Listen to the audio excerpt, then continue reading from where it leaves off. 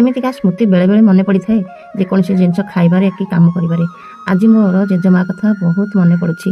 କାହିଁକି କହିବି ସାଙ୍ଗମାନେ, ମୋ ଜେଜେମା ନା ମୋତେ କହିବ ପୋଡ଼ପଡ଼ା ରାତି ବେଗିରି ପାଉ, ଘରେ ଅଛି ବାସି ପିଠାକୁ ଯାଉ। କାହିଁକି କହିଲେ ସାଙ୍ଗମାନେ, ମୋର ଗୋଟେ ଅଭ୍ୟାସ ଥାଏ ଅଗାଧୁଆରେ ଖାଇବା।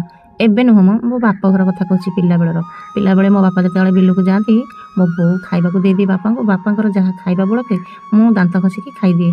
ତାପରେ ଯେକୌଣସି ଓଷା ପର୍ବ ଭଲ ମନ୍ଦ ହୋଇଥିବ, ପିଠା ପଣା ସବୁ ଅଗାଧୁଆରେ ଉଠିକିରି ମୁଁ ଖାଇଦିଏ ସକାଳୁ ଦାନ୍ତଟାକୁ ଘଷି ଦେଇକି। ସିଏ ବି ମୋ କହିବ ଜେଜେମାର ଢେଗ।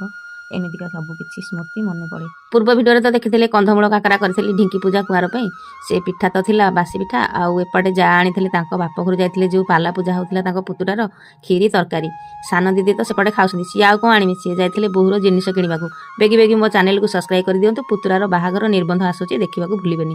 ତାପରେ ସେପଟେ ସେ ଦି ଯା ବସିକି ଖରାରେ ଖାଇଲେ। ମୁଁ ତ ଆଗରୁ ଖାଇ ଦେଇଥିଲି। ବାସନ କୁସନ ମଜାମଜି କରିକି ସବୁ ଗୁଡ଼ିଆ ଗୁଡ଼ି କରିଦେଲି ଖରାରେ।